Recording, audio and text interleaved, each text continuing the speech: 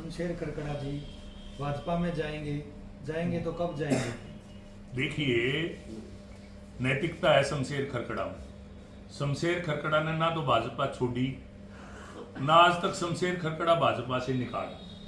ये जो पहली कॉन्फ्रेंस आपने जो बसों को लेके की थी, मैंने उसमें भी स्पष्ट किया, चुनाव के तुरंत बाद जब बस बंद की गई थी और मैंने सरकारी बसें चालू करवाई थी, उस टाइम भी मैंने आपको बताया था कि शमशेर खरकड़ा ने ना बीजेपी आज तक छोड़ी है, ना बीजेपी से निकाला गया हूं। लेकिन शमशेर खरकड़ा नैतिकता की राजनीति करता है, सच्चाई की राजनीति करता है। जब शमशेर खरकड़ा की पत्नी ने चुनाव लड़ा है, उसको पार्टी से निकाला गया है, तो मैं नैतिकता मेरी ये नहीं कहती कि मैं बीजेपी के मंचों से भाषण दूं।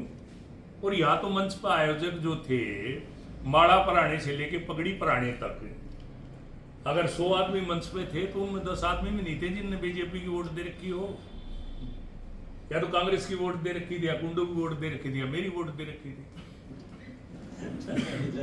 शमशेर खरकड़ा भी तो जाके भाषण दे सकता था। मेरे से पूछा गया 4 दिन पहले, खरकड़ा जी आप आओगे? आज भी मेरे पास प्रदेश कार्यकारिणी का मैं सदस्य के तौर पर मुझे बुलाया जाता है, लेकिन मैं नैतिकता का पुजारी हूं, सच्चाई का पुजारी हूं। और सच्चाई नैतिकता जिस दिन राजनीति से बिल्कुल समाप्त हो जाएगी, उस दिन ये राजनीति, अच्छी राजनीति का युग समाप्त हो जाएगा। इसलिए शमशेर खरकड़ा जब तक जिंदा है, इस सच्चाई और ईमानदारी की राजनीति के युग को खत्म नहीं होने देगा। इसके लिए निरंतर लड़ता रहेगा, निरंतर प्रयास करता रहेगा। मेरा प्रयास और संघर्ष जारी है। तो आगे क्या रणनीति है आपकी, क्या करेंगे आप? क्या ये भी बात एक कहने के लिए आया हूं कि यहाँ से हमने शमशेर खरकड़ा साहब को 2 बार टिकट दिया, परंतु वो कामयाब नहीं हो पाया।